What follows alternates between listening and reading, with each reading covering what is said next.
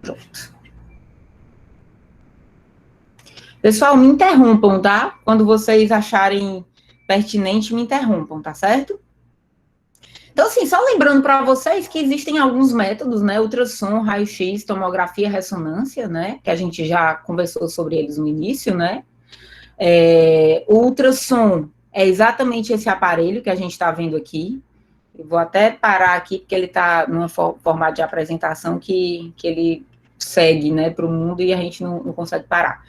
Então, o ultrassom, pessoal, é esse aparelho, tá? É um aparelho portátil, é muito fácil de você levar o aparelho para qualquer canto, ele tem rodinha, ele é leve. A gente tem um aparelho, para vocês terem uma ideia, dentro da sala do laboratório. Então, para vocês terem noção de como é um aparelho portátil, né? Então, assim, se você tem um aparelho na clínica e precisa subir para fazer exame na UTI, você leva ele. É um aparelho fácil, de fácil manusear. E o que é interessante desse aparelho é que tem essa tela e tem essa parte do aparelho que a gente chama transdutor, tá? Isso aqui é o transdutor. Esse transdutor, ele tem cristais aqui, que a gente chama de cristais piezoelétricos. Essa propriedade piezoelétrica permite que esse aparelho emita ondas sonoras. Onda sonora, pessoal, é igual a um submarino. Como é que o submarino se locomove? Ele emite onda sonora, a onda sonora bate no alvo e volta. E aí, ao mesmo tempo, ele emite a onda bate naquela densidade de estrutura e a onda volta com uma intensidade, uma frequência, que esse transdutor vai transformar em cor, tá certo? Então, é dessa forma. Ele emite a onda e ele lê a onda quando a onda volta, tá certo? Então, imagine que a gente está falando de som, né? Quando você emite o som bate numa estrutura e ele retorna para o seu ouvido. É assim que a gente escuta, né? Aqui é a mesma coisa. Esse transdutor, ele é responsável tanto por emitir a onda vai bater no tecido, dependendo da densidade do tecido, ela volta com uma frequência diferente e isso é transformado em imagem, tá certo? Esse é o princípio do ultrassom. Vocês entenderam mais ou menos? O objetivo é entender mais ou menos o negócio, não precisa saber de forma tão detalhada, né? A gente quer só que vocês entendam que isso não é um método que envolve radiação, e sim onda sonora, tá? Então, por que é onda sonora? A gente pode fazer isso todo dia, se você quiser, né? Tanto que o médico que está aqui fazendo, ó, ele não tem nenhuma proteção nele, ele está fazendo sem nenhum avental, sem nada que proteja ele de radiação, né? Ele está pegando aqui no transdutor, né? Então, assim, você vê que é um negócio bem inócuo. A gente coloca isso na barriga, né, para ver exame de abdômen, a gente vê o fígado, vê os rins, vê pâncreas, vê baço, todos os órgãos que estão dentro da barriga, os órgãos sólidos, eles são bem vistos no ultrassom, tá? O que é que seria órgão sólido? É tudo aquilo que não é trato gastrointestinal, porque o estômago, esôfago, estômago, intestino, tem gás dentro dele, tá certo? Então, a gente não chama isso de órgão sólido, a gente chama isso de trato gastrointestinal. O trato gastrointestinal não é bem visto no ultrassom, tá certo? Não é bem visto no ultrassom. Porque professora, diga, pode falar. Você disse gastrointestinal, mas o pulmão também entra, né? Eu tô falando da barriga, né? Da barriga, quando a gente tá falando certo. da barriga, a gente, na barriga, ele vê bem os órgãos sólidos, tá certo? Mas o ultrassom, ele vê sim pulmão. A gente pode fazer ultrassom de pulmão.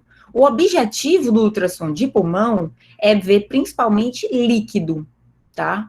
O ultrassom, ele vê muito bem quando você suspeita que tem um líquido dentro da pessoa, em qualquer lugar, o ultrassom vê muito bem, tá certo? Então, quando você está buscando derrame pleural, que é o nome que eu chamo de líquido no pulmão, o ultrassom, ele vê com muita facilidade, tá certo? Mas, por exemplo, se eu estiver falando de uma consolidação é uma pneumonia, um nome bonito para pneumonia. Às vezes, o ultrassom vai depender da experiência do médico que está fazendo. É possível, sim, a gente ver uma consolidação no ultrassom, mas não é um exame que a gente faz para isso. Por exemplo, se você chega no pronto-socorro com suspeita de pneumonia, ou você vai fazer um raio-x de tórax, ou você vai fazer uma tomografia de tórax, tá? Então, nesse sentido, o ultrassom, ele não tem lugar para ele nesse momento. Mas na hora que você faz o raio-x ou a tomografia e a gente vê que tem líquido dentro do pulmão, e eu vou querer ficar acompanhando você, todo dia eu quero ver como é que está esse líquido, se está aumentando, se está diminuindo, aí eu peço o ultrassom de tórax, para acompanhar esse líquido que eu vi, entendeu? Eu já sei que você tem a pneumonia, não é para fazer o diagnóstico de pneumonia, é porque eu quero acompanhar o volume daquele derrame pleural, do líquido que está livre no pulmão, tá bom? Então, vocês já descobriram aqui com essa pergunta que o ultrassom é excelente para ver líquido. A gente está na dúvida se tem uma coisa mínima, um edema, quando a pele da gente fica com um pouquinho de líquido de permeio nela, edema, né? Às vezes alguns de vocês já têm alguma experiência com esse nome, porque às vezes mãe, pai tem edema na perna no final do dia, diz, minha perna tá inchada, eu tô toda cheia de líquido. Às vezes as pessoas um pouco mais velhas têm essa história de falar isso. Então, é o edema mesmo. Então, o ultrassom, ele vê muito bem edema, tá certo? Beleza. Deixa eu ver aqui. Quem faz esse ultrassom do pulmão é o ecocardiografista? Boa pergunta, Ana. Não. Ultrassom de pulmão, quem faz é o radiologista mesmo, tá? Para o pulmão é o radiologista. Quando eu estou falando de coração, aí quem faz é o cardiologista, que fez ecografia depois da cardio, tá? Então, é uma subespecialização da cardiologia, tá certo? Mais uma vez, o coração, vocês vão estudar o coração já no final desse módulo, né, na parte de cardíaco e pneumo, e vocês vão ver que o coração, ele tem sangue dentro dele, né, e ele é um tecido com a densidade sólida que tem líquido dentro dele, não tem gás dentro dele. Então, ele é muito bem visto no ultrassom. O eco é um tipo de ultrassom, tá? O eco é um tipo de ultrassom. Beleza? Então, só que a gente chama eco porque é do coração, mas é o mesmo aparelho. A gente coloca só um transdutor diferente. O transdutor é esse negócio aqui, ó. O transdutor, dependendo da estrutura que eu vou avaliar, eu vou usar transdutores que têm capacidade de emitir ondas diferentes. Se eu quero avaliar uma estrutura superficial, por exemplo, a pele, quero avaliar a pele, ou quero avaliar a tireoide fica aqui no pescoço. É muito superficial. Eu vou usar um transdutor que chama transdutor linear. Quando a gente estiver lá no laboratório, o aparelho, ele tem um transdutor linear. O transdutor linear, ele essa parte aqui, ó, ela é retinha, tá? Não é esse transdutor. Esse transdutor a gente chama de convexo. Esse transdutor convexo, ele é usado para profundidade. Se você tem uma coisa muito profunda, tá? Por exemplo, a barriga, quero ver fígado. O fígado, ele é profundo. Se você for medir a distância da pele até a extremidade inferior do fígado, é profundo dentro da pele. Então, tem pele, subcutâneo, musculatura, começo do fígado, gordura, né? Dentro da barriga da gente tem gordura, fígado, até a parte final do fígado, isso aí é comprido, né? Imagine o seu diâmetro. Imagine você de perfil, o seu diâmetro. Então, esse aparelho, esse transdutor, que é o convexo, ele te permite ver profundidade. Já o linear, ele vê muito bem, com muita definição, mas apenas coisas superficiais. Músculo, articulação, que é uma coisa superficial, tá certo? Tireoide, mama, tá certo? São coisas superficiais, a gente vê com o tipo de transdutor diferente. Então, tem dois tipos. Eu vou até escrever aqui, ó. O linear e o convexo, tá? Ainda existem outros tipos de transdutores, tá? Existem outros tipos, mas esses dois são os principais, tá bom? Então, galera, e outra coisa importantíssima que vocês têm que... faz parte do escopo dessa aula, né? Então, o escopo dessa aula, vocês vão ter que saber. Sair da aula de hoje, vocês vão fazer um mapa mental na cabeça e dizer, eu aprendi isso. Aprendi o quê? Aprendi que o ultrassom, o método é onda sonora, não tem radiação, e isso aqui faz parte do escopo. Os planos que eu uso para ver a imagem, tá?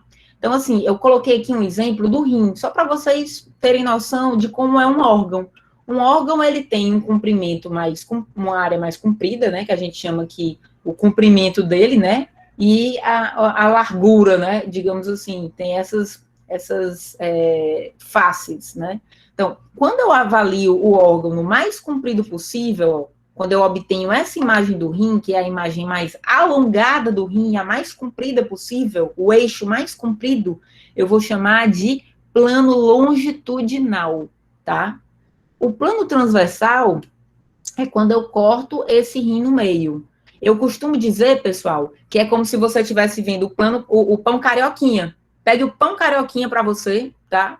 Pão carioquinha, quando eu vejo o pão carioquinha inteiro, estou te mostrando o pão carioquinha inteiro aqui, tá? Eu estou te mostrando longitudinal, a visualização longitudinal desse órgão. Quando eu corto o pão carioquinha no meio e mostro para você o miolo do pão e a casquinha, eu estou te mostrando o transversal, tá certo?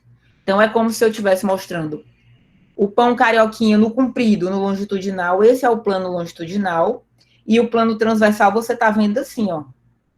Você cortou ele no meio e está vendo o miolo do pão e a casca. Vocês entenderam? Ficou claro isso? Longitudinal, diga, Beatriz. Quando você fala, tipo, transversal, quer dizer, a mesma coisa da anatomia, tipo, de sagital, transversal? É a mesma coisa, só que aqui é em relação ao órgão. É em relação ao órgão, não é em relação ao corpo inteiro. Vocês vão ver que, por exemplo, quando eu estou falando, na próxima aula, a gente vai falar de tomografia e ressonância. A tomografia e a ressonância, existem 3 planos, que são os planos anatômicos. A gente tem o sagital, né, que é o plano que é paralelo à sutura sagital que a gente tem aqui no crânio. Então, você corta tudo paralelo à sutura sagital. Então, é como se fosse o perfil. Você vai ver sempre o paciente como se ele estivesse de perfil. Esse é o plano sagital. O plano coronal, a gente tem uma sutura aqui que chama coronal, e tudo que é paralelo à sutura coronal é como eu vejo aquela estrutura. Então, é como se você estivesse vendo o rosto da pessoa, você vê os olhinhos, o nariz, a boca, você está vendo a pessoa de frente. E o plano axial, como se você estivesse cortando a pessoa em fatias, perpendicular à coluna. A coluna, então eu estou cortando a pessoa em fatias, perpendicular à coluna, você vê dentro da pessoa, tá? Fica mais fácil, deixa eu mostrar aqui para vocês um exame, deixa eu ver se eu consigo mostrar aqui rapidez. Então, ó, vamos abrir aqui só uma imagem aqui para vocês visualizarem o que eu quero mostrar para vocês, né? Então, vou abrir aqui uma tomografia, ó. Por exemplo, quando a gente abre uma tomografia, pessoal, esse é o plano padrão que a gente vê. Eu estou mostrando para vocês um exame de cabeça, tá? De crânio. Isso aqui é quando eu estou cortando, isso aqui é o plano axial. Axial. Eu estou vendo por dentro da pessoa, paralelo à coluna, tá? É como se você estivesse vendo a pessoa paralela à coluna. Quando eu faço esse plano aqui, ó, tem até uma imagem aqui, ó. Esse já seria o plano sagital. Aqui é anterior, aqui é posterior. E quando eu corro para o lado e corro para o outro, é como se eu estivesse correndo paralelo ao meio do crânio. Então, isso aqui é o plano sagital. E esse último plano é o plano coronal, que eu estou vendo a pessoa, os olhos estão aqui, ó, como se eu estivesse vendo ela de frente, e o corte, ele vai correndo paralelo a essa sutura coronal que permite você ver a pessoa como se estivesse vendo de frente, tá? Mas isso aqui eu só uso para tomografia e ressonância, tá certo? Quando eu estou diante de um ultrassom de abdômen, ó, ultrassom de abdômen, a gente bate as fotos, né? Isso aqui é um exame que eu tenho. Então, isso aqui é o pâncreas, por exemplo. Eu estou vendo o pâncreas, eu estou vendo o longitudinal do pâncreas, é o mais comprido possível do pâncreas, seria esse, tá? A bexiga, o rim, ó, estou vendo o rim do mais comprido possível, tá? Isso aqui é o longitudinal do rim, porque o rim, ele é meio torto na barriga, tá? Ele é meio torto, ele é meio inclinado. Então, o plano do ultrassom, ele é relacionado ao órgão e não ao corpo. É isso que eu quero que vocês tenham em mente, tá? Imagine, eu vou ficar aqui de pé Imagine que eu quero avaliar o rim. O meu rim tá aqui, ó. O meu rim, ele é torto. É como se fosse esse mouse aqui. O rim tá torto. Então, se eu quiser partir o rim no meio, ó, não é o axial que eu mostrei para vocês. Porque se fosse o axial ia pegar o rim torto. O axial não é perpendicular à coluna? O axial é perpendicular à coluna. Se eu partir o rim desse jeito, eu não estou vendo o rim exatamente no miolo do pão, assim, né? Vou ver o rim meio torto. Então, sempre no ultrassom, a gente usa em relação ao órgão. Então, é o longitudinal do órgão e é o transversal do órgão. Não importa a posição que esse órgão está na barriga da gente, tá certo? Então, esse é o pulo do gato. Então, para terminologia, né, como eu vou me referir aos planos, eu não uso aqui axial, eu uso transversal.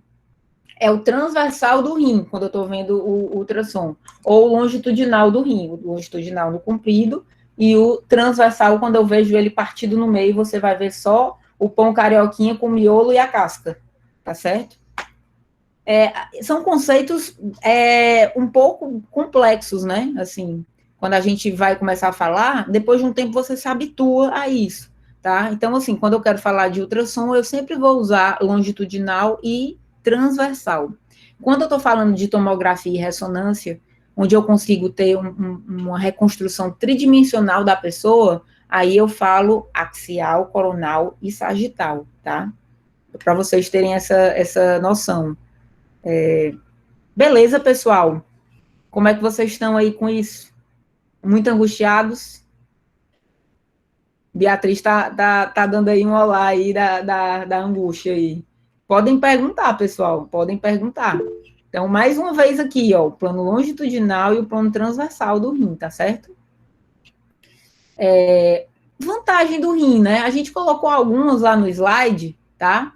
Mas vantagem, basicamente, é porque é um método que é barato. Você faz ultrassom, o aparelho de ultrassom, ele é barato, tá? Ele não tem radiação, você tem alta mobilidade, você pode ir para vários lugares com ele pode ser portátil, tá certo? Então, nesse sentido, ele acaba recebendo, ele é bem vantajoso, tá? Outra coisa que a gente faz no ultrassom é a avaliação do fluxo sanguíneo. Vocês já ouviram falar no exame Doppler e o eco? O eco a gente até já falou aqui. O Doppler, alguém já ouviu falar de estudo Doppler? Doppler, pessoal, é um modo de utilizar o ultrassom. É o mesmo aparelho de ultrassom, tá? Não achem que é besteira perguntar isso, porque às vezes a gente vê pedido médico que não tem nada a ver, assim, a pessoa pedir uma ressonância com Doppler. Tipo, não, a Doppler é um exame que é do ultrassom, entendeu? Então, assim, a gente vê esse tipo de pedido. Infelizmente, nem todo mundo tem acesso à radiologia na faculdade, tá? Então, às vezes a pessoa se confunde. Então, lembra, ultrassom, ele tem dentro dele o modo Doppler. O Doppler, ele permite a avaliação de direcionamento do vaso sanguíneo. Se o fluxo sanguíneo está subindo, eu consigo ver que ele está subindo. Se o fluxo sanguíneo está descendo, eu consigo ver que ele está descendo. E isso é fundamental, porque algumas doenças pode haver essa inversão do fluxo, tá? Então, é um tipo de avaliação do Doppler. Outra coisa é que imagine que aqui dentro dessa caneta, né, que isso aqui é uma mangueira. Imagine que isso é uma mangueira, está correndo água, tá? Imagine que você tem uma obstrução da luz da mangueira. Tem uma sujeira. Sujeira dentro da mangueira está suja. Ou então você resolve fazer assim, ó. Alguém já brincou de mangueira de fazer assim, ó? Todo mundo já brincou, né? O que acontece? Quando eu faço isso, deixo a água cair, ela cai livremente, tranquila, né? Sem nenhuma pressão. Na hora que eu faço assim, o que acontece? O fluxo, xiringa, né? Xiringa. Então, se você tem um aumento na velocidade do fluxo, é porque você tem uma estenose naquele ponto. Esse é o princípio do Doppler. Então, se a pessoa, por exemplo, tem uma estenose é uma obstrução, ela tem uma obstrução nas carótidas, aqui, que são as artérias do pescoço, a gente vai ver um aumento do fluxo, a gente mede a velocidade naquela área e vê que tem um aumento de fluxo, tá? Então, esse é o princípio, pessoal. Física é tudo, tá?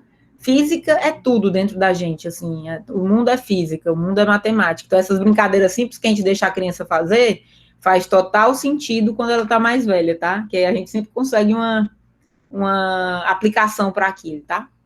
Ele é usado para visualizar casos de transfusão feto-fetal? E isso é usado, tá? A gente consegue ver. Alguém já ouviu falar dessa doença? Às vezes a mãe tá grávida e aí tem 2 bebezinhos.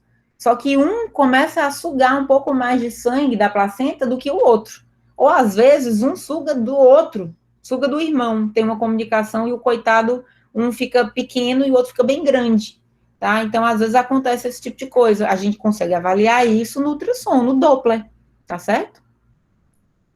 Beleza, né, pessoal? Então, Doppler e ecos fazem parte do ultrassom, tá? É o mesmo exame. E desvantagem, pessoal? Pessoal, essa é a principal desvantagem. Principal desvantagem é essa. É operador dependente. Ficou horrível, né? Eu coloquei aqui, mas ok. Operador dependente, pessoal. Isso aqui é a principal desvantagem. O que é isso, professor? Operador dependente. É o seguinte, só sabe o que tem na sua barriga o médico que fez o exame no dia 10. Dia 10 de fevereiro você fez o exame. Só sabe o que tem lá dentro ele, mas ninguém. Se ele não tiver feito o exame direito, tiver feito o exame correndo, tiver feito o exame só para bater as fotos sem avaliar, ele pode ter dito que o exame está normal, ele pode ter dito que estava normal, e não estava normal. Eu não tenho nenhuma comprovação de que claramente estava alterado, não. Então, para fazer um ultrassom, pessoal, aí é que está. Não pode ir em qualquer lugar. Você tem que fazer ultrassom com uma pessoa que você confia, tá certo? Com um médico decente, tá? Então, olhe lá na clínica qual médico você vai fazer ultrassom, porque, infelizmente, tem gente que faz um curso de final de semana e acha que sabe fazer ultrassom, entendeu? Para falar na cara de vocês a questão. Então, inclusive, existiu-se uma questão há alguns anos, né, que, nos Estados Unidos, quem faz ultrassom não é médico, quem faz ultrassom é um técnico, ele faz uma formação, ele bate as fotos naquela posição, né, e aí um médico vai lá e assina as imagens. E é muito ruim o exame é ruim, é muito mal feito, tá? Para os Estados Unidos, aqui o Brasil e a Europa, o pessoal fala, nossa, mas vocês fazem muito bem, né? Vocês conseguem tirar muita coisa do ultrassom, né? Claro, porque quem faz o exame é o próprio médico. Então, assim, a gente não só bate a foto, a gente tem que examinar o paciente, tem que examinar o fígado inteiro, ver se não tem nenhuma lesão, aí daí bate a foto. Então, assim, o ultrassom não é só bater foto, clique, clique, clique, não é isso, tá? O ultrassom é um exame físico que você vai fazer dentro da sua barriga, tá? Então, cuidado quando forem fazer ultrassom, porque nem sempre dá para acreditar no que foi feito, tá certo? Então, esse é o grande problema, operador dependente, tá certo? Outro problema é que para você visualizar as estruturas, vai depender do biotipo do paciente. Vocês já ouviram falar dessa palavra biotipo?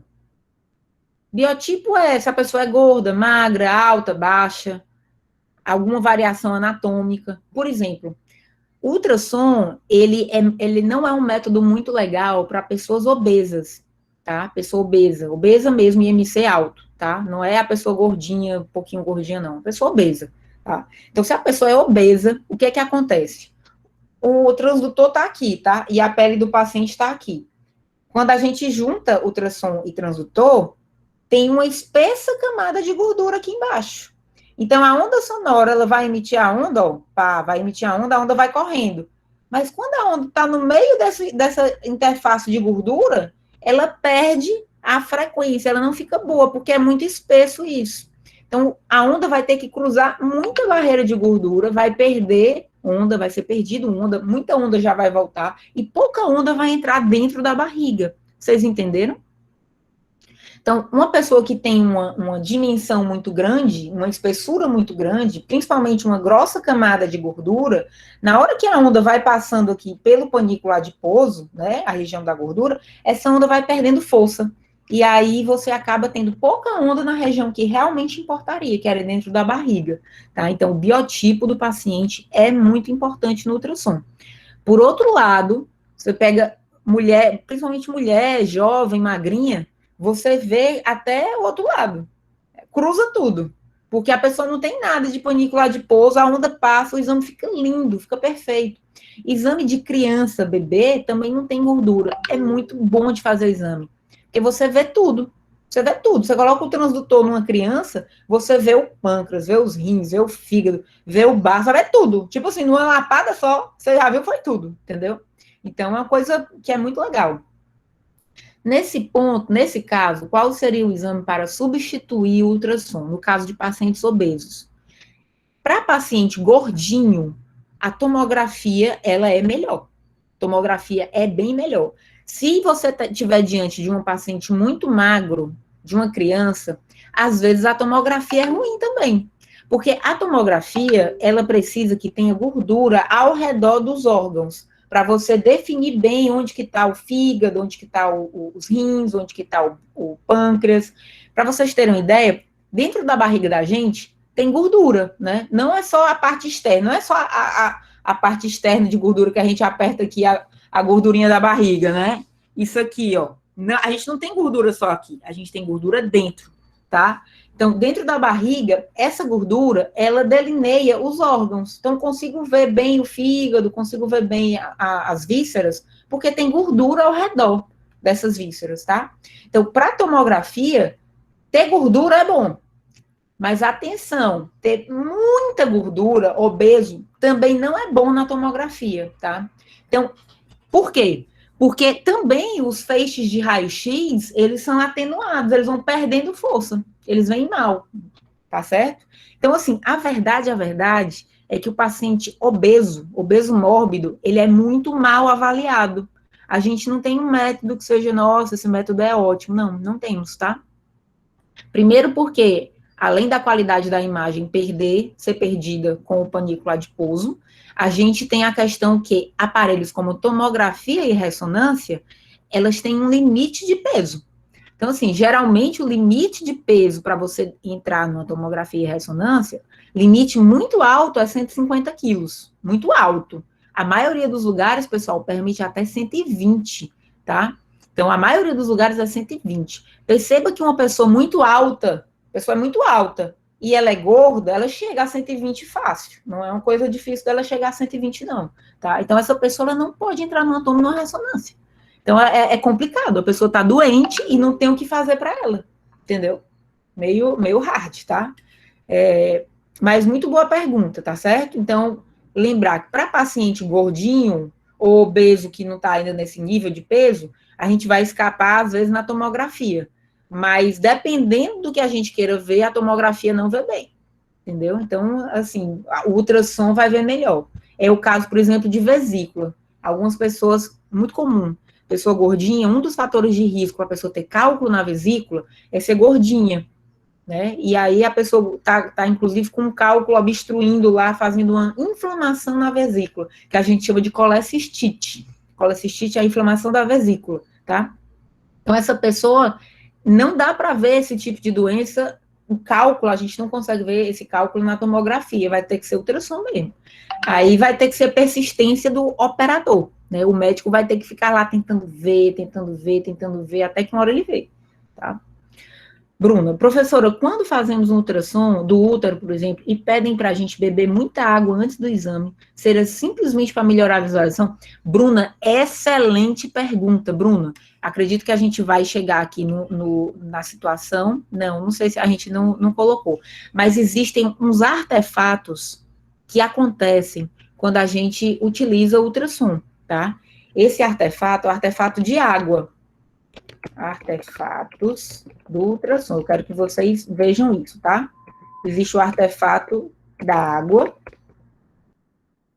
artefato de osso e metal e artefato de gás, tá? O que acontece? Quando a gente avalia, eu vou até pegar aquele exame que eu tinha visto do ultrassom, ultrassom aqui, esse aqui tinha. Quando a gente vai fazer um exame de bexiga, não sei se está muito claro nesse exame.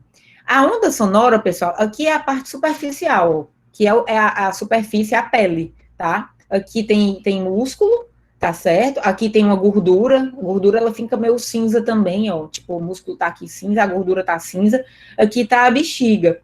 Aqui embaixo é um pouquinho do útero, eu tô vendo um pouquinho do útero, esse negócio redondo aqui é um pouquinho do útero. Esse exame não era para ver útero, tá? Por isso que não tem uma imagem tão boa do útero, a gente por acaso viu o útero, tá? Então imagine que a onda sonora vai descendo aqui, ó. Quando ela passa por uma superfície de água, essa área daqui de baixo fica mais clara. Perceba que essa cor aqui, ó, é mais clara do que essa, vocês estão vendo? Essa cor aqui é mais clara do que essa. Isso daqui está sendo visto porque a bexiga está cobrindo essa área. É como se vocês já jogaram um jogo de videogame, que vocês pegam uma setinha e o carro acelera quando vocês pegam aquela seta? É exatamente isso que acontece. A onda sonora, ela vai baixando aqui, uma velocidade. Quando ela chega na água, ela, meu Deus, que legal, ela acelera. Psh, psh, psh, psh, acelera. E aqui fica mais claro, fica mais fácil de ver, tá? Então, é como se você estivesse pegando uma seta, a onda sonora, ela vem numa velocidade aqui, aí quando ela chega na bexiga, ela passa com facilidade. E dessa forma, é como se aqui ficasse mais claro do que na área ao redor. E vocês conseguem ver nessa imagem. Só que, assim, acaba que esse útero tá escuro, porque o objetivo não era ver tanto o útero, era ver a bexiga mesmo. Esse exame era um exame de abdômen, tá certo? Ficou mais ou menos claro? Outro exemplo, ó, vou voltar aqui para a aula mesmo, peraí. Essa daqui, ó. Pronto. Outra coisa que acontece, como é que é isso aqui, ó? Esse exame aqui já é o outro tipo de artefato. Eu coloquei artefato de osso e cálcio, né? Osso e metal junto. Então, quando a onda vai passando aqui, ó, a onda vai passando, isso aqui é superfície, fígado, isso aqui é a vesícula biliar. A vesícula biliar, ela tem água dentro dela, tem bile, né? Tem água, tem bile. A água no ultrassom a gente vê preto, ó. Naquela bexiga, ó, a bexiga é preta, tá? Bexiga preta, tá certo? Então, é o tipo de visualização, como a gente vê água, é sempre preto, tá certo? No ultrassom. Então, aqui a bexiga, e lá naquela imagem, ó, a vesícula biliar fica preta. Aqui tem cálculo dentro da bexiga, dentro da vesícula, tá? Isso aqui são cálculos. Cálculos são estruturas mais densas, são estruturas que às vezes tem colesterol, esse cálculo é geralmente de colesterol, tá? E aí o cálculo de colesterol, quando a onda vai descendo aqui, ó, quando ela chega no cálculo, o cálculo é muito denso, a onda volta, ela não passa aqui para baixo. E aí forma uma sombra acústica posterior, tá? Então, isso aqui é a sombra acústica posterior. É o tipo de artefato que acontece quando a gente está diante de cálcio ou metal, tá certo? E aquele da bexiga, a gente chama de reforço acústico posterior. Vou até escrever aqui no nosso chat, né? Ó, reforço acústico posterior. É quando você vai ter que encher a bexiga para ver o útero, porque o útero vai aparecer, a onda vai ficar melhor, aquela estrutura vai ser melhor vista, porque a bexiga está cheia, porque a bexiga é água. Então, a bexiga está repleta de água, o útero está embaixo da bexiga. Na hora que você enche a bexiga toda, você vê o útero completamente ali, porque ela facilita a passagem da onda. E a sombra acústica posterior é quando eu tenho um objeto que é muito denso, uma estrutura muito densa. A onda, na hora que bate no objeto, ela volta. E ela não permite você ver nada aqui embaixo, tá? Então, eu quero que vocês saibam sempre desses dois artefatos, tá? E existe o artefato de gás, que é um artefato de reverberação. Esse artefato de gás, a onda, ela fica tortuosa, você não vê também bem embaixo. Por isso que eu não consigo ver estruturas que têm gás, estômago, intestino, esôfago, eu vejo muito mal, tá? Então, o artefato, ele pode te ajudar quando eu estou diante de um reforço acústico posterior, ele me ajuda, justamente quando eu peço para a pessoa que vai fazer ultrassom de pelve encher a bexiga ao máximo, que é para eu conseguir visualizar o útero dela que está ali embaixo, tá? E ela também pode te atrapalhar, como é o caso da sombra acústica posterior. você vê ali um cálculo e você não consegue ver nada ali embaixo daquele cálculo. Ou a reverberação, onde a onda bate no gás, ela fica meio atordoada e vai para outro lugar, e você também não consegue ver bem, tá certo? Então, existem esses artefatos que vocês têm que saber, tá? Também faz parte do que vocês têm que aprender, tá certo? Voltando aqui para a aula, né? Então, Professora, tem mais uma pergunta no chat. boa, pode perguntar, deixa eu voltar lá. Pronto. No uso transvaginal, não teria essa necessidade de bexiga cheia? Não, não teria, Isabela, não teria, tá? Porque o transvaginal é um tipo de transdutor que ele apesar de ser convexo, que a gente vê com muita profundidade, eu consigo ver grudado no útero. Quando você coloca o transvaginal, a ponta do transvaginal fica no útero. O útero tá aqui. Então, você consegue ver muito bem o útero. Você não precisa de nenhum mecanismo para ver. É quase como se eu estivesse vendo um linear. Quase como se eu estivesse vendo colado na pele, né? Que eu estou colada no útero, tá certo? Então, não preciso. Mas, professora, por que às vezes eu vou fazer transvaginal e tem médico que pede para eu deixar a bexiga cheia, para eu olhar, a pessoa olha por cima a pelve, depois a pessoa vai, esvazia a urina, faz xixi, né? Esvazia a bexiga, e depois o médico faz o transvaginal. Porque, pessoal, às vezes, se a pessoa tem mioma, muito mioma, eu consigo ver melhor por cima. Eu consigo ver melhor pele, pedindo para a pessoa encher a bexiga, porque tem alguns miomas que são para fora do útero, sabe? O mioma é um tipo de nódulo, alguém pode já ter ouvido falar, é um nódulo benigno, ele é benigno, mais comum do útero, tá? Chama mioma. E aí, ele, dependendo da localização, pode ser difícil de ver no ultrassom transvaginal. Eu teria que fazer um pélvico antes, por cima, tá certo? Mas é a única exceção, beleza? E aí, eu vou mostrar aqui para vocês, ó, exemplo também de sombra. O que é isso, pessoal, que a gente está vendo aqui? Que exame é esse? Baby, muito bem, Letícia. Isso é o exame de bebê, tá? Então, isso aqui é um obstétrico, um exame obstétrico. Vocês provavelmente ainda não estudaram isso, não sei se já tem alguma noção. O bebê mora onde? Numa piscina, né, galera? O bebê, ele adora morar na piscina. Então, por isso que ao redor do bebê tem água, tá? Preto. Preto, a gente vai chamar de anecogênico. Anecogênico, tá certo? Então, isso aqui é uma estrutura anecogênica. Isso é, não é ecogênica, não tem eco sonoro, é preto. Porque a onda, ela passa aqui direto, ela acelera tanto que ela passa e fica preto. Então, é anecogênica, não produz cor, tá? Então, a água é anecogênica. Existem 3 denominações, 3 terminologias para a gente falar das estruturas no ultrassom. Ou ela é anecogênica, ou ela é isoecogênica, que seria o cinza, ou ela é hiperecogênica, muito ecogênica, ela é branca, tá? Então, o osso é hiperecogênico. Se eu tivesse diante de metal, é hiperecogênico, tá certo? O fígado, geralmente, ele é cinza. As estruturas, o crânio, o parênquima, geralmente é isoecogênico, tá? Seria o cinza, tá bom? Então, aqui, galera, o que a gente está vendo? A gente está vendo um osso, isso aqui é o pálato, tá? Então, olha só, o pálato é muito denso. Ele produz uma sombra acústica posterior, tá vendo, ó? Sombra acústica posterior.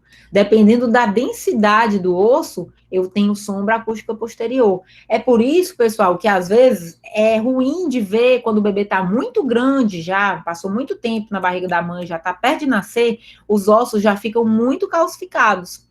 E às vezes a imagem não fica tão boa, porque o osso aqui, eu quero ver o crânio da pessoa. Aí o osso é muito denso. Então, às vezes, eu vejo mal. O ultrassom do final, né? No final, a pessoa já tá tendo bebê, esse ultrassom do final é só para ver mais ou menos peso.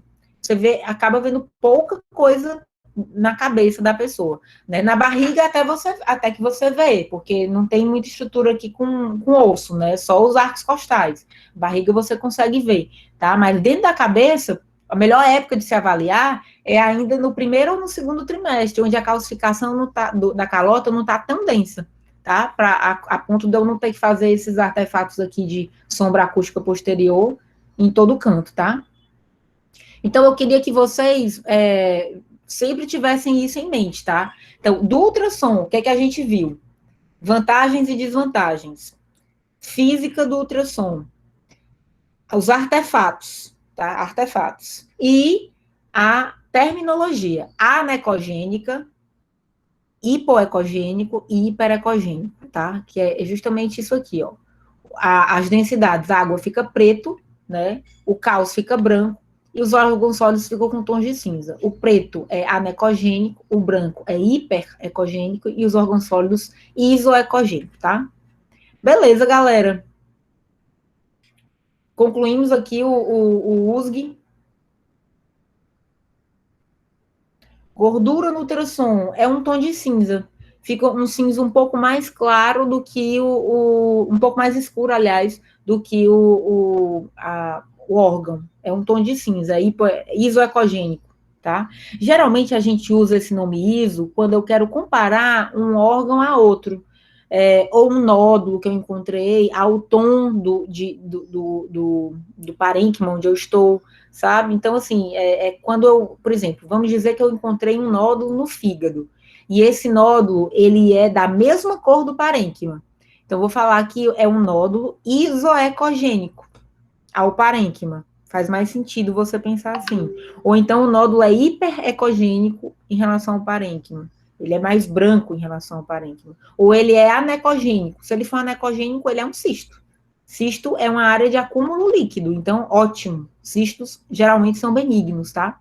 Cisto simples é sempre benigno, é aquele cisto que é só redondinho, parede fina, tá? Isso é uma coisa benigna. É muito comum em mama, né? Mama, as mulheres têm muitos cistos. Cistos são estruturas benignas, tá? Beleza.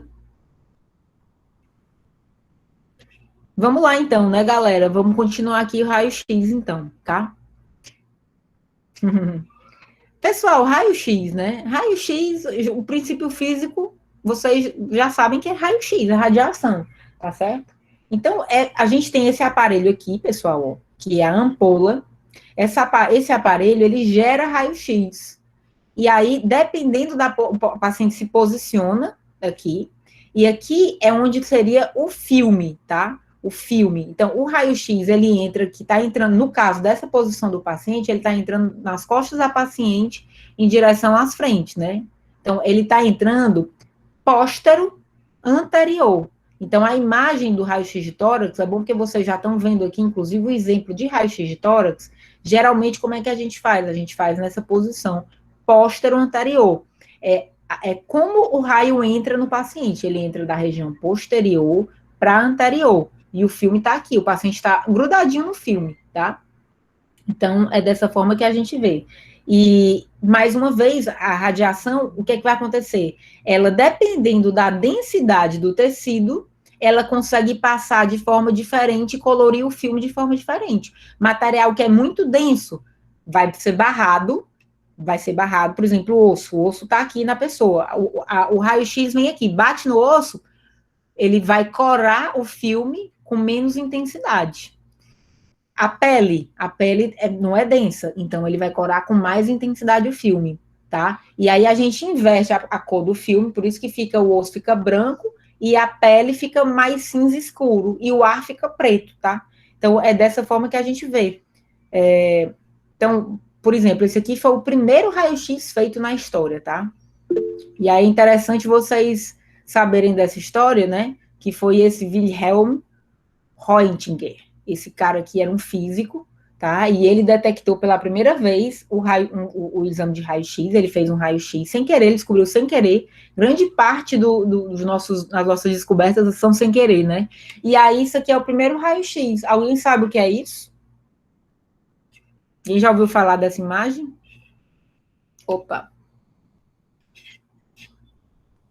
Isso é a mão da esposa dele, meu romântico, né? Radiologia é romântica, pessoal, né? Radiologia é romântica. Então, o cara, ele fez o raio-x da mão dele. Mas eu vou te falar uma coisa, a história não foi muito legal. Ele irradiou várias vezes a mão da mulher dele, várias vezes. Toda a vida a mulher dele era cobaia. O que aconteceu com a mulher dele? Alguém é capaz de me dizer? Câncer! Ah, tá aí, ó, coitada, morreu de câncer, foi isso mesmo, tá? Então, assim, o anel bonito, né, era a aliança dela, né? Então, aqui, pois é, a coitadinha morreu de câncer, tá? E ele também morreu de câncer, pessoal, porque ele não se protegia. Ele não se protegia. A radiação, pessoal, ela não fica só aqui. Ah, se fosse, né? Ah, ela vai ficar aqui só no lugar onde eu quero. Não. Existe a radiação espalhada. Espalhada. Existem fótons de radiação espalhados aqui no ambiente. Então, infelizmente, por exemplo, essa moça que está colocando a paciente na posição certa, ela é a técnica.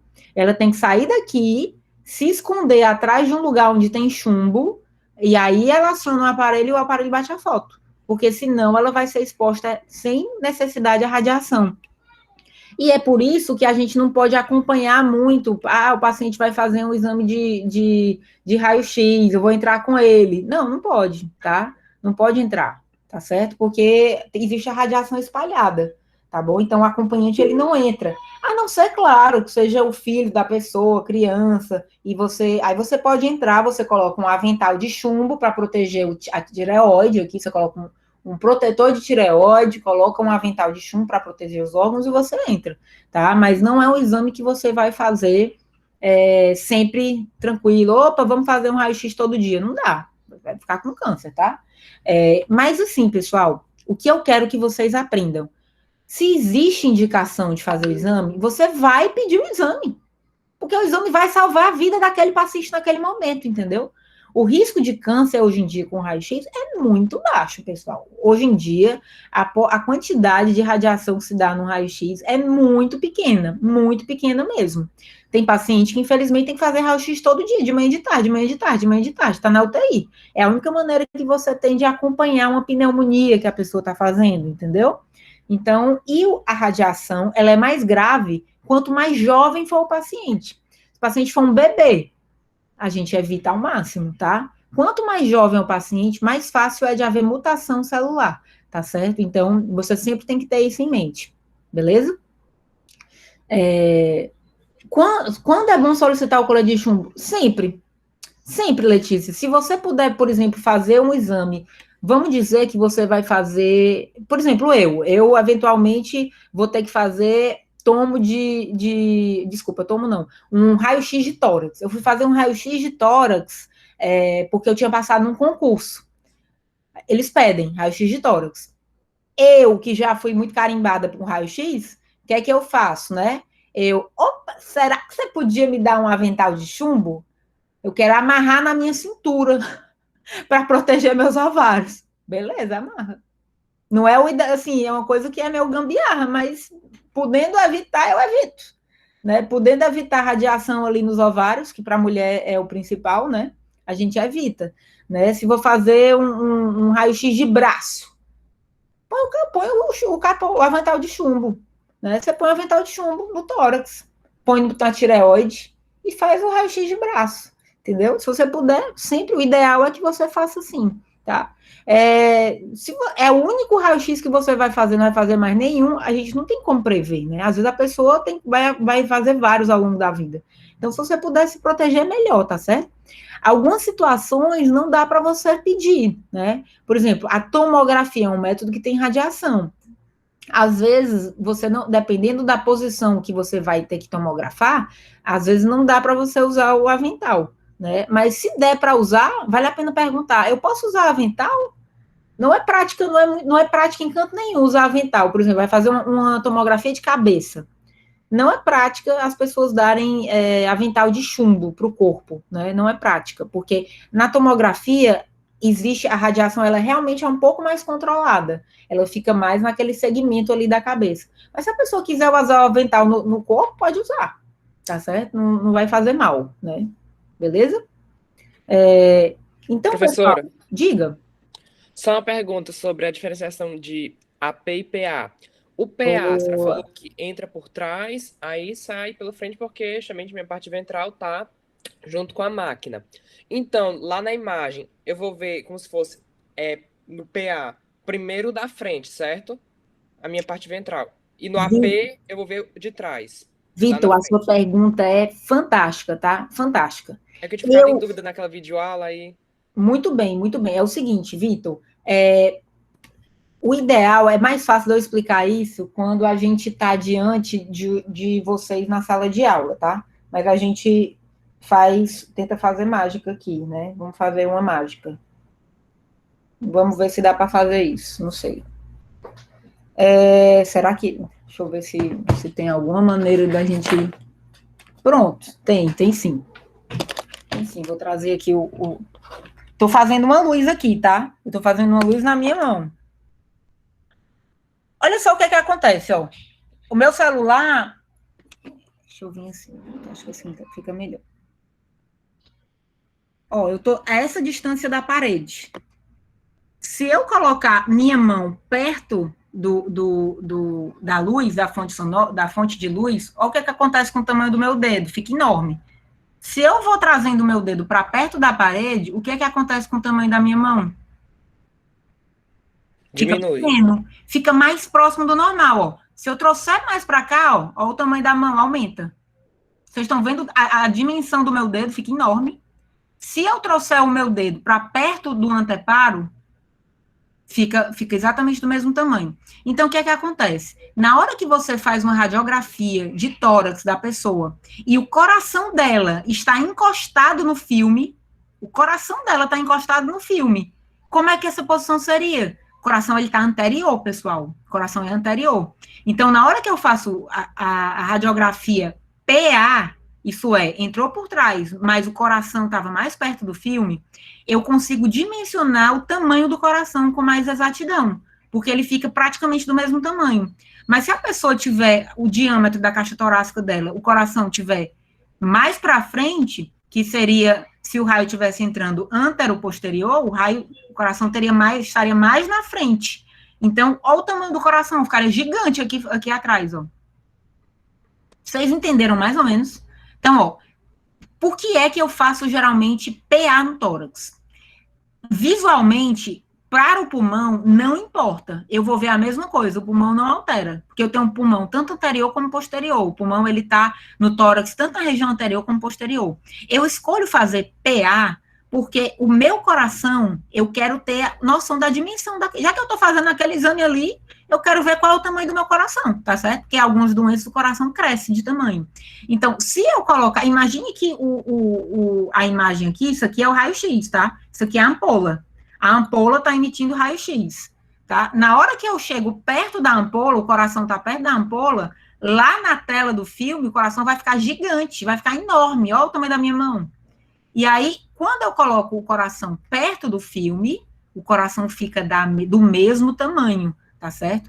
Então, é por isso que, geralmente, no tórax, eu sempre faço póstero anterior, porque o coração vai ficar grudado no filme, tá? É como se o coração ficasse grudado aqui na parede. Se você encosta o seu tórax, você encostou o tórax na parede, tá? Você vai conseguir ter noção real da dimensão do coração. Se ele ficar pertinho daqui da emissão da ampola, o coração vai ficar gigante lá no filme. Se o coração ficar mais longe da ampola e grudado na tela onde está sendo adquirida a imagem, ele fica do mesmo tamanho. Então, PA e AP, eu não consigo ter nenhuma diferença. Não consigo dizer, não consigo dar a posição. O PA e o AP, eu vou mostrar aqui para vocês uma imagem, né? Para vocês terem noção. Ó, vamos pegar aqui, deixa eu ver aqui, raio-x, pronto. Olha só, isso aqui é um exame PA, tá certo? Isso aqui é um exame PA. O exame PA, eu só sei que é PA porque o coração está proporcional, tá bom? E sempre vai haver uma especificação aqui do lado, ó. Isso aqui é o lado direito do paciente, tá? Uma coisa que eu não falei para vocês, mas que vocês têm que sempre saber. Sempre que eu tô vendo raio-x, tomografia, ressonância, esse é o lado direito do paciente e esse é o lado esquerdo. É como se você estivesse olhando para o paciente. Imagine que você está olhando para essa pessoa. Imagine essa pessoa. Qual é o lado direito dela? A cabeça dela está aqui, ela está te olhando, vendo você, olho no olho. Olho no olho. Isso é o lado direito dela, esse é o lado esquerdo. Tá certo? Isso por quê, professora? Porque existe a posição do exame físico. Exame físico, eu sempre estou olhando para o paciente, tá? eu sempre estou olhando para o paciente. Então, no exame físico, por exemplo, eu estou olhando aqui para a Beatriz, vocês estão vendo justamente o que eu estou vendo, né? Então, esse é o lado o quê? Direito dela, e esse é o lado esquerdo. Para o Marden, esse é o lado direito do Marden, esse é o lado esquerdo do Marden. Para você, Vitor, esse é o lado direito, esse é o lado esquerdo. Não é assim? Quando eu venho para cá, esse é o lado direito do paciente, esse é o lado esquerdo. Então, quando eu faço PA ou AP, eu não consigo ter noção de profundidade. Não consigo. Tudo junta. O raio-x é 2D. Eu não tenho noção de profundidade, tá? Então, eu só sei que esse lado é o lado direito e esse lado é o lado esquerdo. Eu não sei, por exemplo, se o cara tiver uma lesão aqui, se isso é pele, se está no osso, se está no pulmão, se está no osso do outro lado, se está na pele do outro lado, eu não consigo ter noção apenas com incidência. Por isso, eu sempre tenho que pedir 2 incidências. E essa é a frase da aula de hoje. Raio-x é sempre 2 incidências. Vocês vão ver que cada aula tem uma frase. A frase do dia é essa. Raio-x são sempre 2 incidências. Por quê? Aí eu tenho que pedir o perfil do raio-x. O perfil, ele geralmente pode entrar do lado esquerdo e para o lado direito, ou tanto faz, tá? Geralmente a gente faz o perfil entrando do lado direito e saindo do lado esquerdo. Mas não existe isso, pessoal. O perfil é o perfil, ele junta tudo. 2D, tá? Então, é uma imagem 2D. Eu não consigo dizer o que é anterior, o que é posterior naquela imagem. No perfil, o que é que eu vou dizer? Que aqui é anterior e aqui é posterior. Mas o perfil, eu não consigo dizer o que é direita ou o que é esquerda. Vocês estão percebendo? Eu sempre preciso de 2 incidências para localizar uma lesão. E é o caso, ó. Aqui, isso aqui, essa área aqui mais branca, vocês estão vendo? Isso aqui é uma consolidação. Isso aqui é uma pneumonia.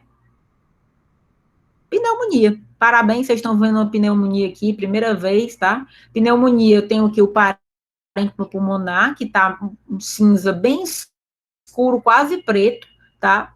E aqui tem uma área que está um pouco mais branca, porque tem pouca aeração aqui, tem pouco ar aqui, esse parênquima está doente. Onde é que é essa pneumonia? Não sei, tenho que ver aqui atrás, ó. Aí eu vejo que ela é posterior. Ela é posterior. Aqui eu vejo, ela tá no pulmão direito. Se eu tivesse vendo só o perfil, ela podia estar no direito, podia estar no esquerdo, podia estar, não importa, eu não sei, né? Direito ou esquerdo. Eu preciso saber aqui do PA para dizer que ela tá no lado direito. E eu preciso do perfil para dizer que ela tá na região posterior do tórax. Vocês entenderam? Raio-x, sempre 2 incidências, tá certo? Então, eu quero que vocês memorizem isso, justamente porque para a gente localizar a lesão, a gente precisa ter essa noção. Raio-x são 2 incidências, não é um exame que a gente consegue ter noção tridimensional. Ele achata tudo. É um desenho animado antigo, não é tridimensional.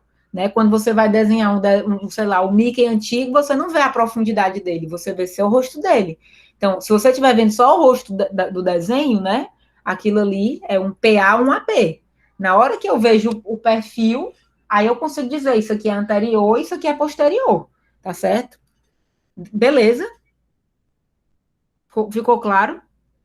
Ana, nesse eu conseguiria avaliar o lado pelo lobo do pulmão e pela posição do coração, ou não é possível afirmar se o paciente... Muito bem, Ana, não é possível, porque o paciente pode ter citos inversos. Citos inversos é quando ele tem o lado do tórax contrário, né? Por exemplo, o coração, ao invés de ser à esquerda, ele fica à direita, tá? Mas, geralmente, é muito raro citos inversos, tá? Mas aqui, ó, o coração, esse é o contorno do coração clássico do lado esquerdo, e esse é o contorno do lado direito.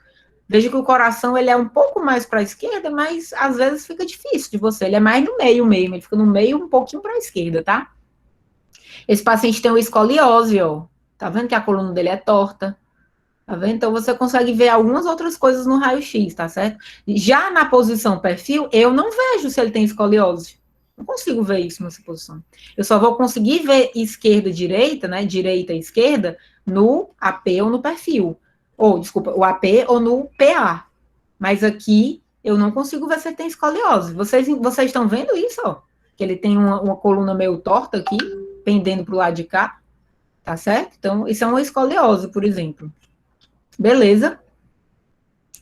E aí, só para vocês terem noção, né? O raio-x, ou a gente diz, isso aqui, ó, isso aqui é radiopaco. A terminologia do raio-x, você pode dizer que isso aqui é radiopaco.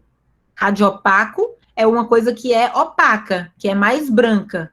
E radiotransparente é uma coisa que tem mais ar. Tá? Então, o raio-x, ele tem duas terminologias só. A gente diz ou aquela estrutura é radiopaca, ou ela é radiotransparente. No ultrassom, ela é anecogênica, hiperecogênica ou isoecogênica, tá certo? Beleza. Então, ó, uma pneumonia aqui para vocês, ó. Outra pneumonia. Lado direito, lado esquerdo. Consigo dizer se está mais anterior ou mais posterior no tórax? No pulmão? Só com isso aqui? Eu consigo dizer, não consigo. A única coisa que eu consigo dizer nessa imagem é que ela está no pulmão esquerdo. Mas eu não consigo dizer se isso aqui está mais posterior ou mais anterior no pulmão. Não consigo, tá? Então, por isso que o ideal é sempre eu pedir o perfil. Porque aí eu vejo, já está mais posterior, está mais anterior, tá certo? Às vezes, pessoal, a pessoa tem um nódulo aqui. Em cima, quando a pessoa faz o exame, está em cima do arco costal. Você vai, será que isso é arco costal? Será que é no pulmão? Será que é na pele? Não sei. Então, assim, se você faz o exame e vê que está em cima do arco costal bem aqui, você, isso é arco costal. Entendeu? Para você ter essa noção de profundidade. Então, assim, vantagens do ultrassom, né? Baixo custo, muito disponível. Existem aparelhos portáteis também, pessoal. Você leva para a UTI o aparelho, tá certo? Ele é excelente para a gente avaliar estruturas que têm ar, tá? Então, tórax tem ar, seios da face tem ar, um abdômen que esteja com muito gás, tá? A gente também consegue ver. E ele não é operador dependente. Não é operador dependente. O que é que significa? A pessoa leva para casa esse raio-x e esse raio-x. Todo mundo está vendo. Esse paciente já fez esse exame, ele levou a película para casa, eu estou vendo, vocês todos estão vendo, realmente aqui tem uma consolidação. Não importa muito, você vai ver a imagem, qualquer pessoa vai conseguir ver a imagem que foi projetada naquele dia, entendeu? Então, o ultrassom é que é problemático, o raio-x não. Então, desvantagens. A radiação é cumulativa, né? Com o passar dos anos, aqueles danos, eles são cumulativos. Quanto mais exposição, maior o risco de câncer, tá? A imagem é 2D, é uma foto, ela não avalia a profundidade, tá certo? Então, sempre pedir 2 incidências, tá certo? Não avalia bem as outras coisas, na verdade, não é só o músculo, ligamento, órgão, não avalia quase nada, ele avalia órgão que tem gás dentro dele, ou osso, tá? É para isso que ele serve, mas o restante ele avalia muito mal. E a gente consegue ver corpos estranhos, né, pessoal? Violência aqui, infelizmente, existe, né? O cara levou uma facada no crânio, ó. Você consegue ver a faca entrando aqui dentro do crânio do cidadão. Foi esquecido uma tesoura dentro da barriga dele numa cirurgia. Tá aqui. Tá? Um anel que a pessoa engoliu, tá dentro do estômago, ó. Aqui um anel, né? Aqui uma moeda, tá vendo? Então a gente consegue ver corpo estranho porque é metal, tá? E aí mostrando para vocês um exame feito em PA, tá? O tamanho do tórax, o tamanho do coração tá normal, né? Ele serve, sempre pedir o PA do tórax, justamente para o coração ficar perto do filme, então lado direito, lado esquerdo, anterior e posterior, né? Para você pedir sempre as 2 incidências. Deixa eu ver o que mais aqui. Você vendo fratura, linha de fratura, né? Isso aqui é a perna da pessoa, tem uma fratura aqui na tíbia, tá certo? AP e perfil, então você consegue ver a extensão da fratura no perfil. Você, aqui olhando a fíbula, você não diria nem que tinha fratura, né? Na hora que você vai fazer o perfil, às vezes você se depara com um traço de fratura. Então é importantíssimo pedir sempre 2 incidências quando você está procurando qualquer coisa. Tanto fratura, como pneumonias, tá certo? E aí as incidências, pessoal, as incidências principais, né? PA, que é aquela, que é essa daqui, ó, PA. Se essa paciente se virasse para frente, né, e o raio entrasse AP, seria AP. Se ela ficasse de lado, o perfil. E a oblíqua é tudo que não é essas variações. A pessoa está um pouco inclinada, ela fica um pouco de lado. Uma oblíqua. Se ela não tiver reta mesmo, 90 graus aqui, né, AP ou perfil, o resto é oblíqua, tá? Então, oblíqua a pessoa pode fazer meio inclinada, assim, tá bom? Deixa eu ver o que mais, galera. A gente já está avançando aqui na hora, né? Estamos perto aqui do fim, né?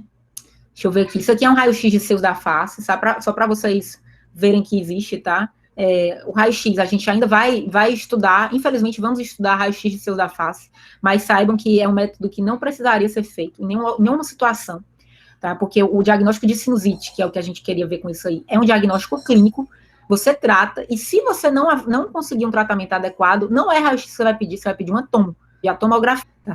E se você não conseguir um tratamento adequado, não é raio-x que você vai pedir uma tomo, tá? Você vai pedir a tomografia, tá certo? Então, esse método, infelizmente, ainda é pedido, mas não faz muito sentido, tá? E aí, vamos só encerrar a aula mostrando um pouquinho de mamografia para vocês. Vou fechar aqui. A mamografia, pessoal, é exatamente esse aparelho aqui, ó. A mamografia, a gente faz a partir de 40 anos, bianualmente, então, de 2 em 2 anos, a mulher é exposta a esse método, tá certo? E a partir de 50 anos, anualmente. Algumas sociedades preconizam que seja todos os anos a partir de 40 anos, tá? Mas ainda a gente faz o Ministério Público, de 2 em 2 anos a partir de 40 anos, e depois anualmente a partir dos 50, tá? Por que a gente faz, pessoal? Porque o raio-x é um método que é radiação, tá? Então, é um método de radiação, de raio-x. Como todo raio-x, ele vê muito bem calcificações. Então, por exemplo, eu estou vendo aqui calcificação vascular, isso aqui é um vaso, tá? Que às vezes ele calcifica. Vascularização, às vezes calcifica, tá? Os vasos às vezes calcificam. E às vezes você tem uns foquinhos de calcificação que são câncer. Nenhuma dessas situações aqui é câncer, tá? Mas é só para mostrar para vocês como que a gente adquire a imagem. E aqui tem uma lesão, ó. Isso aqui é uma lesão. Tá? A gente não sabe se isso aqui é cisto ou se isso é nódulo. A gente não sabe no raio-x. Ele não consegue dizer a densidade adequada. Isso aqui pode ser um cisto? Pode. Pode ser um cisto. E também pode ser um nódulo sólido, tá? E aí, às vezes, quando a gente tem essa dúvida, o paciente acaba migrando para o ultrassom. Porque o ultrassom é muito bom em ver líquido. Então, se isso for líquido, ele vai dizer, isso é líquido. Se isso não for líquido, ele vai dizer, não é líquido, isso é sólido. Então, às vezes, a pessoa tem mais de 40 anos, foi diagnosticada uma lesão na mama dela, e aí ela tem que fazer, sim, o ultrassom. O ultrassom, nesse sentido, vai ser justamente para dizer se é água ou se é sólido, tá? Se for líquido, se for cisto, provavelmente é benigno, graças a Deus, vai com Deus, tá? E se for sólido, a gente tem que acompanhar. Pode ser que a gente tenha que fazer uma biópsia, para ter certeza que aquele material, aquelas células não são câncer, tá? Ou, às vezes, dependendo do que seja, a gente só segue e acompanha. De 6 em 6 meses, repete o exame, tá certo? Ficou mais ou menos claro, pessoal? Eu digo mais ou menos porque é muito conteúdo. Eu sei que é uma coisa louca, né? Mas é basicamente isso. Qual a diferença de cisto e nódulo? Cisto é uma área líquida, é como se fosse uma bexiga cheia de água. Então, você tem uma membrana e tem água dentro dela. Então, é uma lesão benigna. Vai com Deus, né? Vai com Deus com seu cisto, não volte nunca mais, é quase isso. Tchau, tchau, é cisto. Nódulo já é carne. É um nódulo, é uma carne, é como se fosse um sinal que a gente tem na pele, tá? E aí, essa carne, ela pode ser benigna ou maligna, tá? Então, os nódulos podem ser benignos ou malignos, são coisas sólidas. E o cisto já é uma coisa líquida, tá? Sim, Vitor, eu inclusive mandei no WhatsApp, mas eu acho que a Ana Cecília já acrescentou lá no AVA. Se ela não tiver acrescentado, eu acrescento sim. Para nódulo, pede funcionamento. Pode sim fazer uma punção, tá? Às vezes a gente faz uma punção, vou escrever aqui, punção por agulhas finas. É a PAF.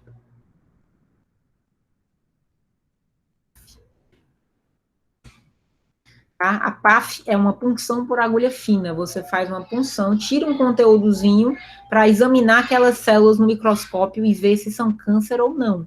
Tá certo? Então, basicamente isso. Pessoal, é muita coisa. É muita coisa mesmo. Próxima aula, a gente vai ver essa mesma estrutura de tomo e ressonância, tá? Diga, querida. Professora, eu não ia conseguir escrever essa dúvida.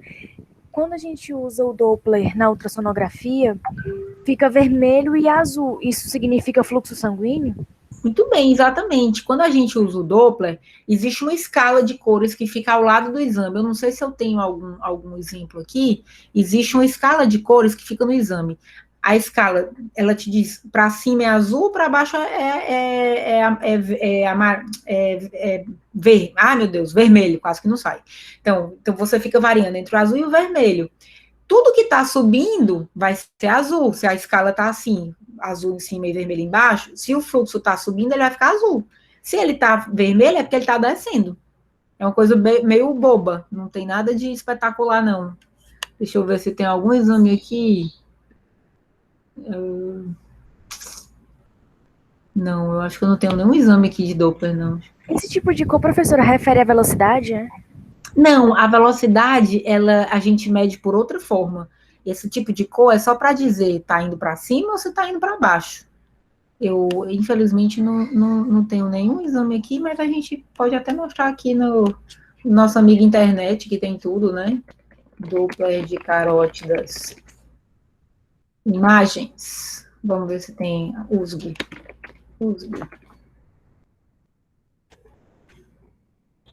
Aqui, por exemplo, ó. Aqui, pronto, ó. Essa imagem tá ótima. Essa imagem tá ótima. Vamos só ver se ele abre aqui maior. Ups. Então, ó, olha que na imagem tem essa escala aqui, ó. Tá vendo essa escala aqui, ó? Azul significa que tá subindo, o fluxo tá subindo. E vermelho, o fluxo tá descendo. Então, ó, aqui a carótida, o fluxo vai estar descendo, dependendo da posição que esteja você esteja pegando a imagem, né? E aqui essa veia vai estar azul, né? Tá descendo.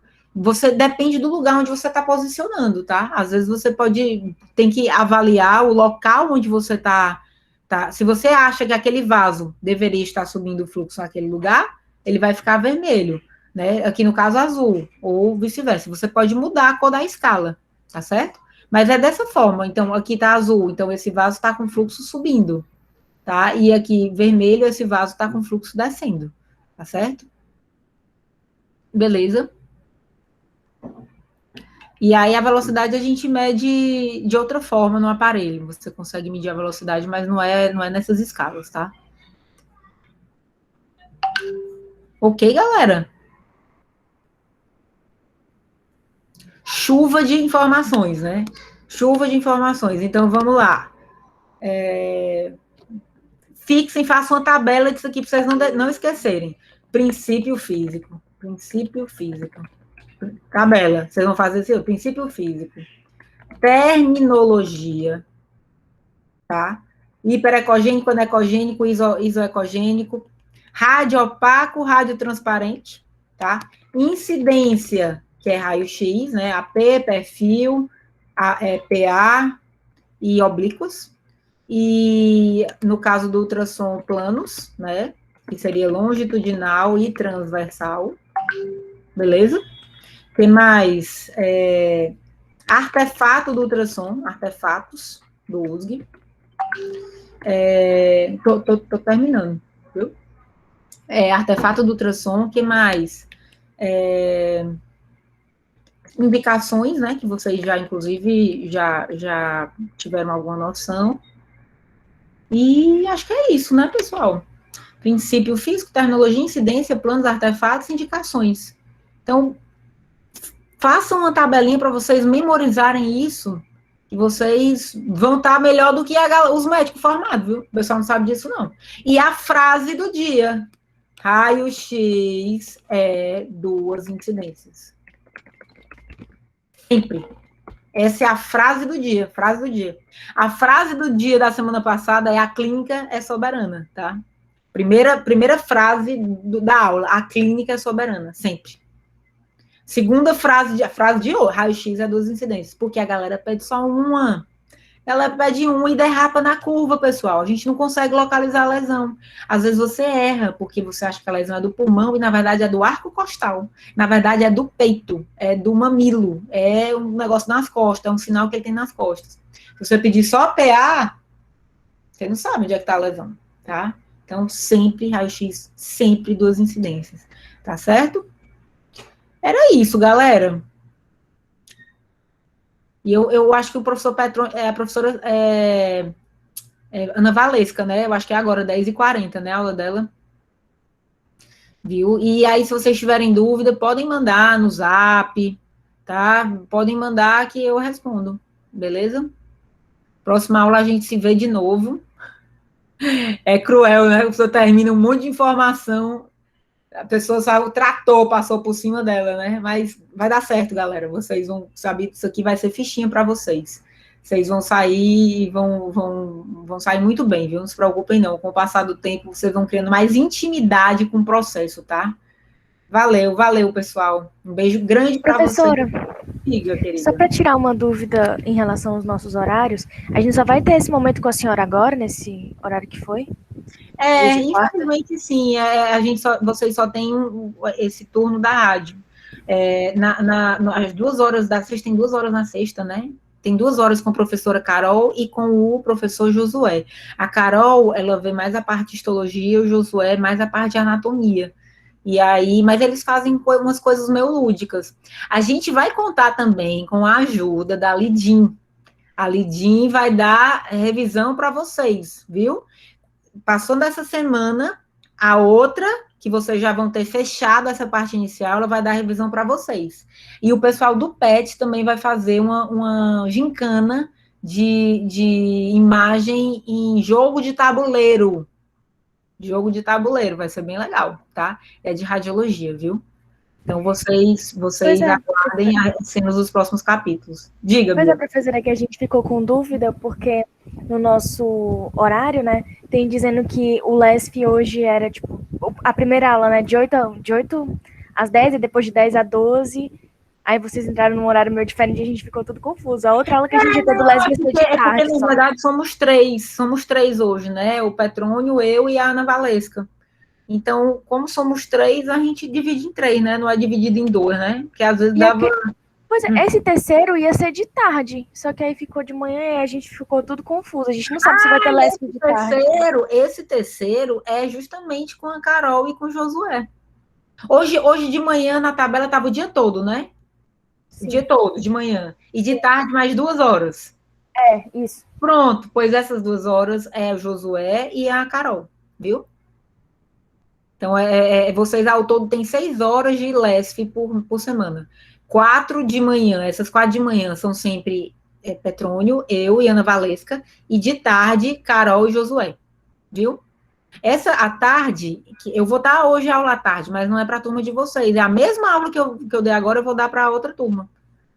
Né? Essa é a turma C, né? É a turma C? Turma A. Turma A, isso, turma A. Boa. Tá bom? Então, eu acho que a tarde é a 6, se eu não me engano, é D. Nossa, eu não sei. Eu tenho que descobrir qual é. Mas eu vou dar aula à tarde, para a turma de tarde.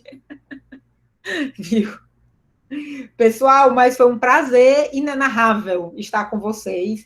Espero muito que a gente se encontre ainda esse semestre presencial, porque, sem sombra de dúvidas, há algumas coisas a gente faz aqui, a gambiarra, né? Aqui na parede, com o negócio, é muito mais fácil mostrar isso aqui. Quando você faça vocês mesmos, liguem a luz do celular, ponha a mão perto da luz e a parede atrás e veja o tamanho da mão de vocês, como é que vai ficar. Né? Justamente a posição que o coração tem que ficar, perto do anteparo, perto da película, tá? E eu não vou tomar o tempo de vocês, porque a Ana Valesca, coitada, ela se prejudica, né? Que ela tem que dar a aula dela. Viu? Mas foi um prazer. Tudo de bom, galera. Vou postar essa revisão aqui, vai ser postada lá no grupo, viu? Tchau. Tchau, obrigada. Tchau. Tchau, galera.